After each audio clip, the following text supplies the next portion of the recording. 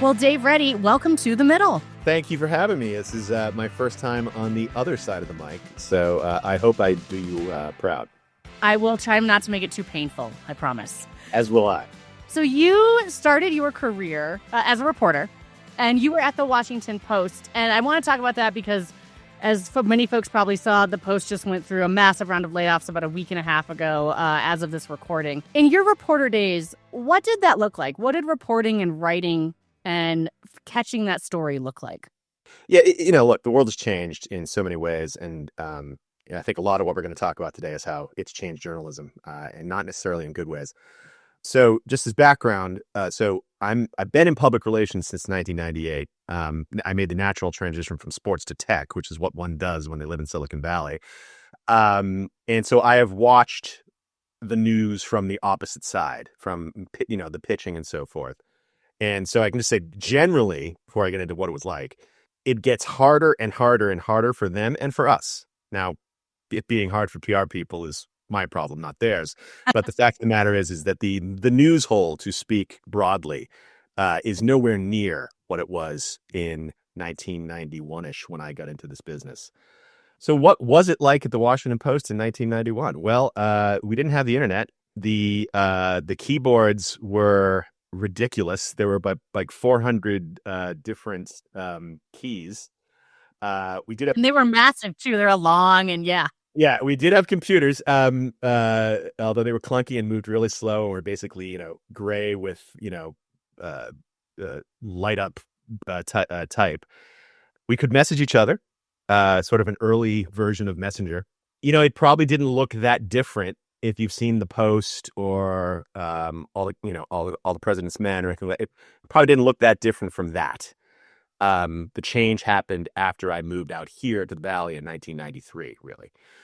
From a reporting standpoint, I can only speak about my experience. The bar was as high as one might expect it at a paper of that renown. And I came in, I was still a senior in college at American University, and I joined the ragtag group of freelancers covering high school sports.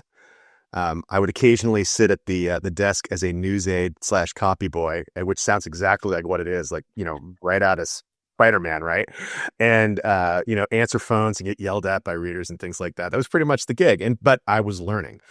Yeah. And I would go out and I would write stories about local high school football, baseball, what have you, games. And my joke was to call me a Cub reporter would be giving me a promotion. My joke was, if it didn't matter, I was there. So yeah, I learned some really difficult lessons at the Washington Post, including that I didn't know half of what I thought I knew when I was getting out of college. I think that's a rite of passage for any journalist starting out. It was. And again, I won't speak to what's going on in newsrooms today because I'm not in them, but I do worry that was, part of what I wrote on LinkedIn. I do worry that is not happening today. What you told me when we talked, that especially when you were writing, when I was growing up, we all had the paper, and it was the front page, the sports page, and the comics. And that was all anyone really paid attention to. Yeah. I mean, others, more politically minded may have been reading the op-eds and so forth. But, I grew up in Cape Cod. I would get the Boston Globe and the Cape Cod Times every day. And I would spend literally hours reading every column inch of those two sports pages. Particularly on the weekends. I would read all the agate. I mean, I would read what happened in who were the top 10 in NHRA that weekend. I mean, I read everything. It was I knew at a pretty young age that I wanted to be a sports writer. Ironically, that's not what I became.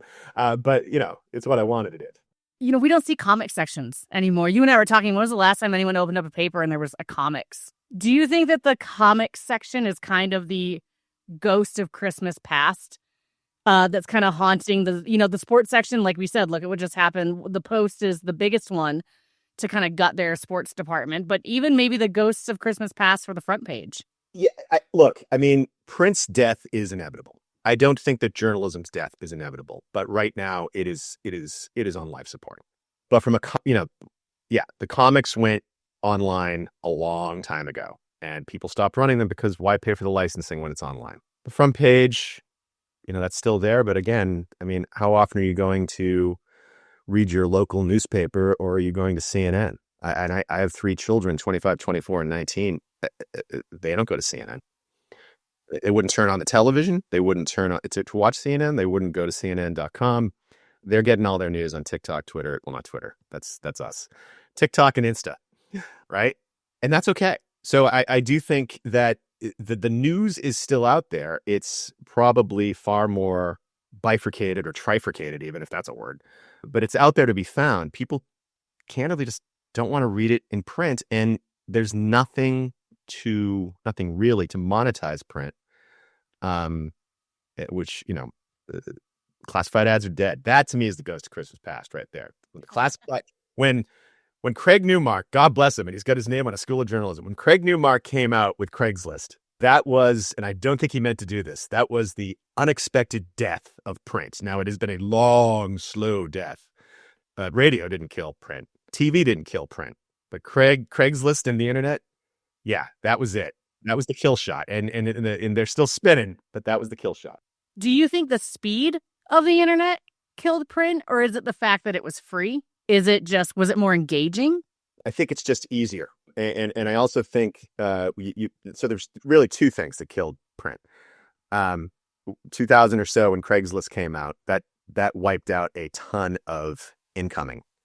And in 2007, when the iPhone came out, and all of a sudden you had the news, not simply at a computer, if you wanted to walk to a computer, which really isn't that much more at the time in 2007, wasn't that much more convenient than picking up a newspaper. Mm-hmm. But now you could walk around with the news. I mean, I'm going to be honest. I haven't gotten a newspaper delivered to my house in 15 years. I'm in public relations.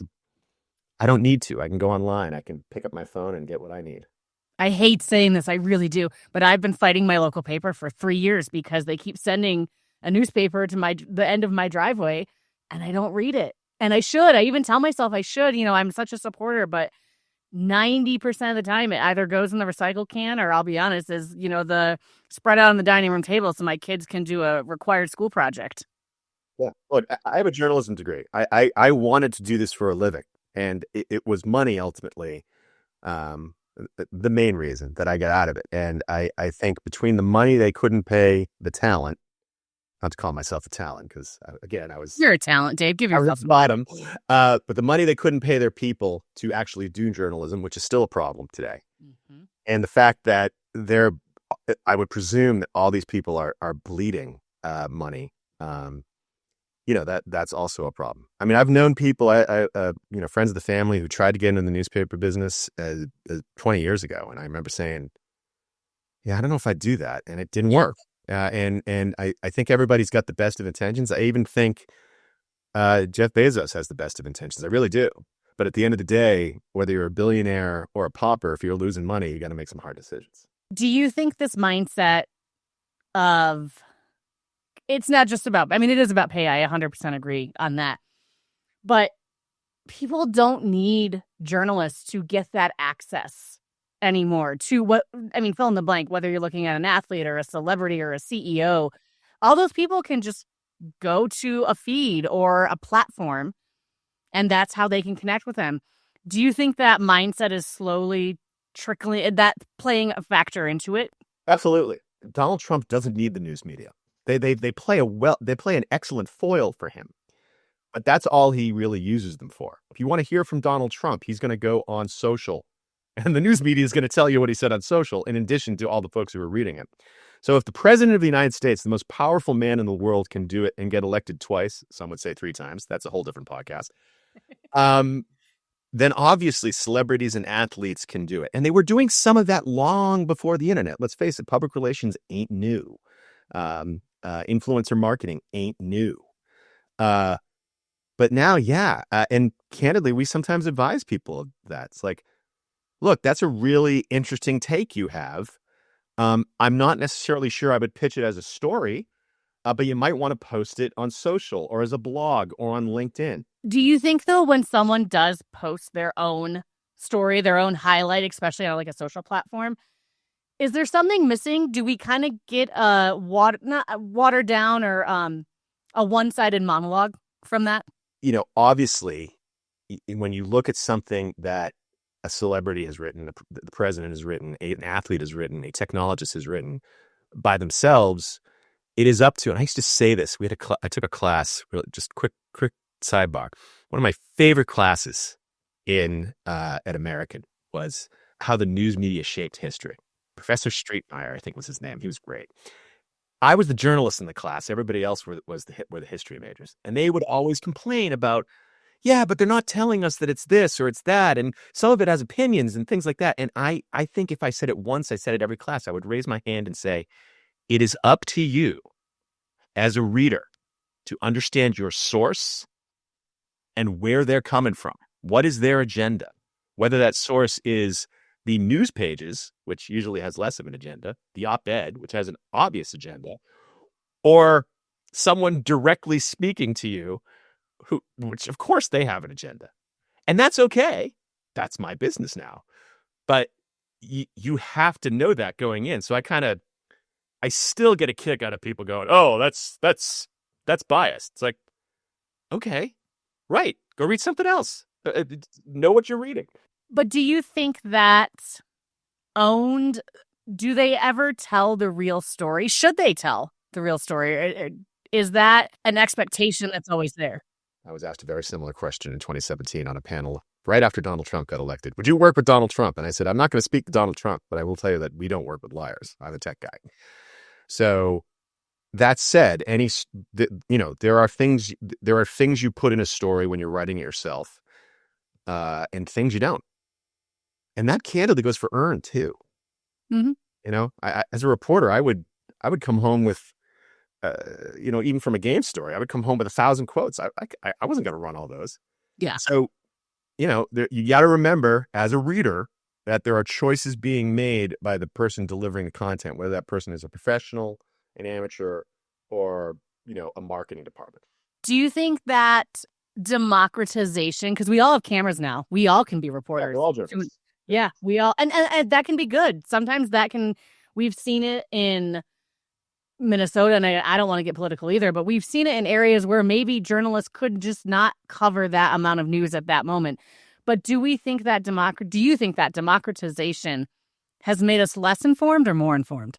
I think it's made us more confused. I don't know if informed is the right. We have more information. How about that? Does that mean we're more informed? I got no answer for you there. But we have more information. And I do think on balance, it's a good thing that everybody has the opportunity to be a journalist and turn their iPhone on and record something, either video or audio or what have you, or blog about it or whatever. I think that's a good thing. But again, at the risk of repeating myself, here's my core message. You got to know where that's coming from. And so, I think that's one of the reasons you see hyper politicized reactions to some of those things. People are just, and this may be going too far, people are presuming because it's coming from a particular source that it's either fake or it doesn't show the whole thing or whatnot. Okay, that's fine. I think it's important to be skeptical. I would draw the line at cynical, though. Maybe along that, as I can, because I am one cynical SOB. You are a Patriots fan. I guess in aligns with that too is because with all those people able to be reporters on their own, and maybe this is what you were getting at, is that ability to record, that access to get that information the same as insight? That is a fantastic question that has left me stunted. I would say no. It can be. How about that? It can be. I do think, and this goes back to our opening question, I do think there is a magic that a professional journalist or experience or both, that a professional journalist has if they are trained properly and if they're open to learning, that an amateur journalist does not. That is not to disparage, citizen journalism. It is to simply say, know the difference. And I'll give you an example of that in a second. But I think good reporters are trained on how to tell a story, on how to be as unbiased as possible. We're all biased. So that's another thing that always cracks me up. Oh, they're biased. Yeah. People try to be objective. We're human, right? Mm-hmm. Maybe someday when the Vulcans come, they can be our journalists and we'll be fine. But until then, AI. We'll get to that in a minute. AI. well, let's not go there just yet. But until then, you got to sort of rely on what you're getting, and then again, judge what you're seeing, and say to yourself, is what I'm seeing what I'm seeing? I find that when I'm scrolling through Facebook, which is unfortunately where I get most of my news initially, no matter what the story is, and we'll do some sports, no matter what the story is, I'll be like, wait a second, this sounds like BS. And then I will go to ESPN or I'll go to Boston.com. I'm a Boston sports fan, as we mentioned, and I'll see if it's there. And if it's not there, not that those two are the only arbiters of what makes news, but if it's not there, then I'm like, is this real? I think we've all seen these things. So I get a lot of Patriots and Bruins stories from so-called websites. Mm-hmm. One was the other day was Jeremy Swayman has been named the starting goaltender for the U.S. Olympic team. You open it up, and that's not what the story said. No. And it was as I surfed through the 3,000 ads that were popping at me, which was the reason they put that headline up in the first place. I was like, okay, this isn't real. I didn't even have to bother to go to Boston.com. There was another one during the Patriots playoff run where, the opposing quarterback or the opposing coach, I think it was the Houston coach. The Denver coach, Sean Payton, apparently accused them of cheating. And this was presented on Facebook as an actual story with quotes and a picture and the whole thing. I have seen that story so many times with so many different people, so many different teams, so many different sports. Again, I didn't even have to bother looking to see whether or not it was real. I knew it was fake. Here's the thing. Not everybody figures out that's fake. Yep. That is the problem with citizen journalism. It is not the citizens. It's the bad citizens, right? And I don't even understand what one is doing that for. I kind of get the political BS, right? But why are we putting out fake news stories about football, right? Well, and you said that, and it reminded me of a couple weeks ago when the Sean McDermott news came out that he'd been fired head coach of the Bills. I was scrolling through Instagram, and there was a shot of him. It was probably about a week after he got fired. And it was, a headshot, action shot. It was a very pretty graphic. And it had what looked to be a statement underneath it from Sean. And at this point, no one had heard from him. I don't think we really still have, but no one had heard from him. So obviously it was like, this thing must have had over 100,000 likes, all this engagement. And I'm reading this statement and I'm thinking, I don't think this is real. I don't think he ever said this. I haven't seen anywhere else reported that Sean McDermott made a statement. And then I'm also reading the statement, and candidly, I'm like, this just kind of sounds like my third grader wrote it. And well, there's that, because your third grader probably did. Maybe I should hire him then if he did. But it was that, like, I had to step back and pause because it was a very real event. Sean McDermott got fired. There was a kernel of truth in it. And there was an anticipation of hearing from him. And people were biting on it hook, line, and sinker in the comments of just, and I wanted to be like, you guys, this isn't real. Like, and to your point, I think it took all of a 30-second Google search to realize, no, like, Sean McDermott hasn't released any statement. This is not him. But it is getting very hard to discern from that. And I kind of wanted to ask, in lines with that, do you think audiences, whether it's sports and fans or, I don't know, if you're just a fan of a company and a brand, do those audiences really care about objective reporting anymore and objective facts? Or do they want that access? Do they want to be friends, especially when we're talking about individuals and CEOs and people that are up on a pedestal? Do they just kind of want to have that pseudo friendship? Yeah, I don't think that's new. The wanting a pseudo friendship. When my second job was at the San Jose Mercury News, where I also covered things that didn't matter, and I had the opportunity to work alongside the now Hall of Fame NFL reporter Sam Farmer when he was young. And I remember one time he was just laughing, and he'd gotten this either a letter, because this is way back then, right? A letter or a voice from some Raiders fan. He was covering the Raiders back in the 90s, which, let's face it, must have been a fun beat. Probably still is. And he was just laughing. And I said, "What is it, Sam?" And he goes, listen to this. He goes, he's reading me the letter, and he goes, Mr. Farmer, you are obviously not a Raiders fan. And I mean, I was like, does he want you to be a Raiders fan? He goes, apparently, but no, I'm not a Raiders fan. That would not be good for my job. So I do think there are people who just want to read nice things about politicians, about companies, about sports teams. And I get that. I really do. I mean, when I hear something bad about one of my sports teams, even though it doesn't matter really at the end of the day, I'm like, crap, really? But and certainly when I hear something bad about my clients, although all my clients, by the way, do nothing bad. They're fantastic. No. And because they're yours. Everyone listening should interview them all the time. But yeah, I think there's that. Then I do think, and I think it kind of depends. It's just human nature. I think there are people who are like, I want to know what's going on with that team, because if there's something bad going on underneath it, they're not going to win.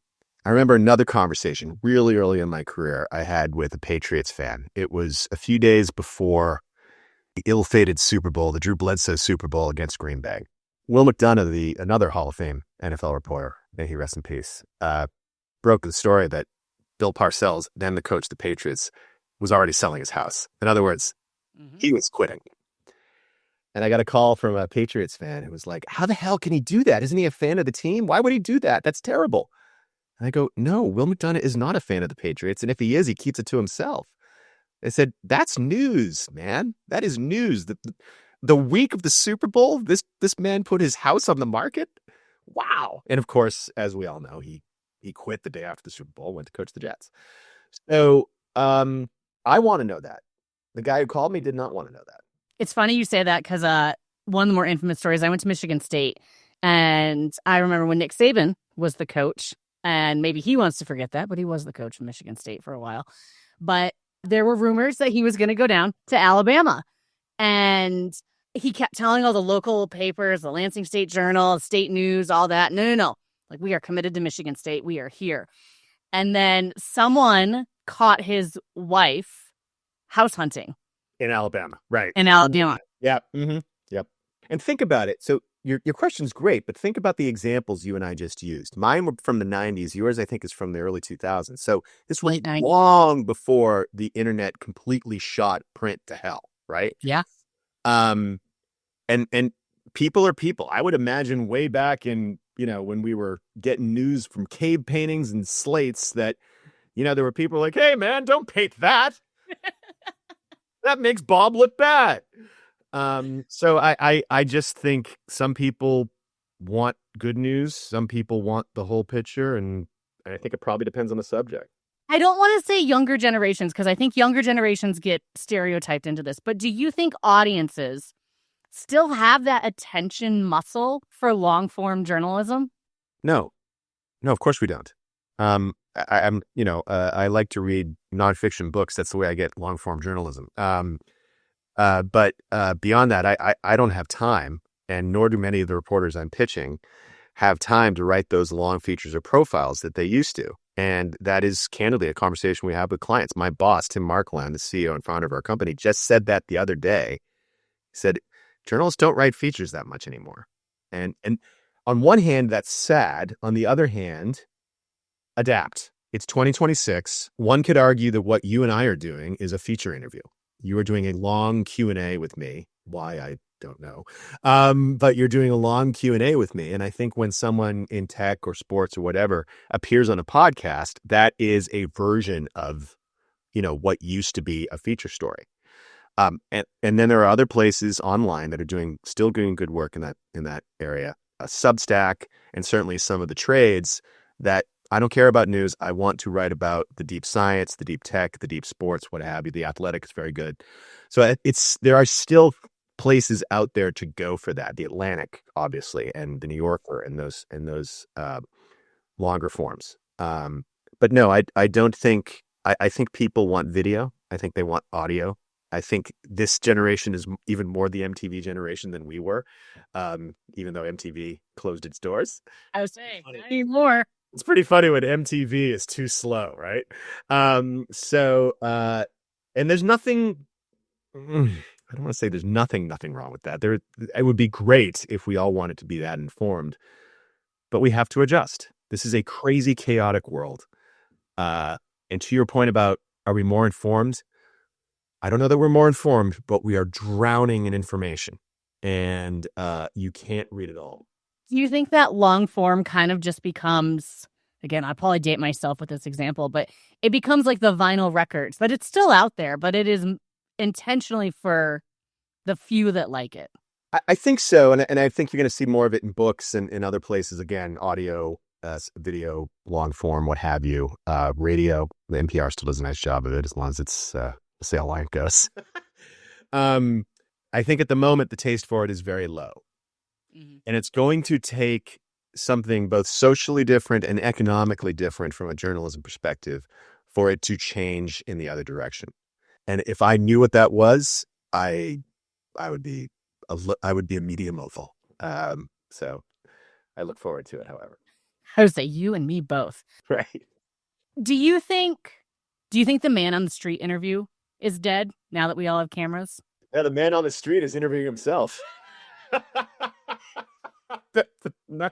And that's fine. I mean, there's nothing wrong with that. Again, you just have to know what the source is and trust it or not trust it, depending on who you're getting it from. How have you seen the rise of influencers and content creators, and how has it changed the way you do media relations? Quick story. When about 15 years ago, I had a client about 45 minutes away from my office in San Francisco. Had a meeting there. And on the way back, so maybe 10 minutes into my 45-minute drive, I got a call. Hey, we forgot to tell you, the CEO is going to be in New York in 2 weeks. Can you book a tour? Sure. I had that tour booked before I got to the office. That doesn't mean that I'm the king of PR. That was just the way it worked back then. You could book a tour with no news, just with a at this time, a small company, public CEO going to New York to appear on CNBC, Bloomberg TV, Fox Business News was doing things back then, talk to Tiernan Ray and a couple of other people. And you could do that in 25 minutes. You cannot do that today unless, you're dealing with, somebody from the Magnificent Seven, right? So why? Because the paid news hole that I spoke of earlier has gone from, as wide as my arms can go, and I'm a big guy, to about as wide as my face. And filling in that hole on either side are paid influencers, owned content, what have you. That's okay. We work with a lot more paid influencers now. I will not work with paid influencers who don't have an audience, and there's plenty of them out there, who are just going to let us tell whatever story we want to. I know that sounds ridiculous, but I actually want the paid influencer to be journalistically minded and say, hey, that story's not going to fly. No one's going to read or listen to that. So let's come up with something that's a little bit more outside in than inside out. Last question, and it's a twofer. Okay. Do you think the golden age of journalism, whether it's sports or just journalism writ large, is behind us? Or are we just in a messy transition and there's more to look forward to? I'm of two minds on that. I think the golden age of print is dead. You'd have to be an absolute romantic to think otherwise. And it had a hell of a run, right? I mean, newspapers ran this country from the early 1800s until the early 2000s. Hell of a run. And like I said before, radio didn't kill it, TV didn't kill it, but yeah, the internet killed print. I do think they've got to figure out, have got to figure out a way to pay the bills so that good reporters continue being reporters and that we therefore get good reporting. Set aside the fact that there's now a kabillion different ways to get your story across channels, as we say in the biz. If they don't figure out how to pay for higher quality journalism, with all due respect to my friends in the journalism crowd, because they tell me this themselves, it's really hard. You've got to be willing to make less money than you could doing something else in most cases. It's not going to change. I don't know what that is. Again, if I knew, I'd go do it and I'd make $1 billion. Is it a patron system like we used to see with the arts, where, somebody would say, hey, make a portrait of me and then I'll pay you a bunch of money to go, do what you do, Michelangelo. I don't know. Maybe. I kind of thought that's what Jeff Bezos was doing. But again, I can't speak for him. And Maybe that's, or Mark Benioff with Time. I don't know. As we joked about yesterday offline, tire ads and the other things that used to be in the sports pages ain't coming back. So there's no money coming from them either. So I think that's what it really depends on. If we're going to get into better journalism, and we need to, because it is a fundamental fabric of this country and this democracy. It's the First Amendment for a reason, right? Or part of the First Amendment. We're going to need to figure out how to pay for it and how to keep the best talent and not do what the Post, and again, I'm not judging what they did, but not do what the Post just did and wipe out an entire historic sports section, one of the best sports sections in the country, not to mention tech reporters that I've worked with who have, won Pulitzers. We got to figure something out. So I'm going to go back to where I started. We can't have 21-year-old Dave Reddy, who can't figure out how to write a high school sports story, being the most experienced person in the newsroom. And I'm being hyperbolic there. Mm-hmm. But that's where we are in a lot of places, because you can pay 21-year-old Dave Reddy $50 a game story and he'll be really happy. But he's not going to do the job that Michael Wilbon, Tony Kornheiser, or Christine Brennan would have done. Well, Dave, I appreciate you coming on. I appreciate you sharing your experiences, your stories. But I always end with a controversial question. So maybe the most controversial question I'm going to ask you. You said you're a Boston sports fan. I am. You have to build a statue today in Boston right now. Is it for Tom Brady, Bill Russell, or David Ortiz? It's for Bobby Orr. I'm a Bruins fan, first and foremost. And that, granted, Bobby Orr's statue already exists. And I'm not young, old enough to remember when he played. Yeah, it's Bobby Orr, or maybe Zdeno Chara. Now that because that was when they won the Cup in 2011. That was, I'll admit it. I was in a hotel in Phoenix on a business trip, and I wept. It was fantastic. So I don't remember the '72 Cup. I was a year and a half old. So, well, I got to wait for my Lions, but I do have my Red Wings. I have memories from them. So. Yeah, hey, there you go. So they ran the league for a few years. So, well, Dave, thank you for coming on. Thank you for sharing your wisdom. Like I said, it's been great to have you here. Thanks so much. I really enjoyed it. It was a fun chat. Thanks for spending time with us in the middle. If today's story caught your attention, drop a subscribe, share the episode, follow us on social media, and remember, it ain't over till it's over.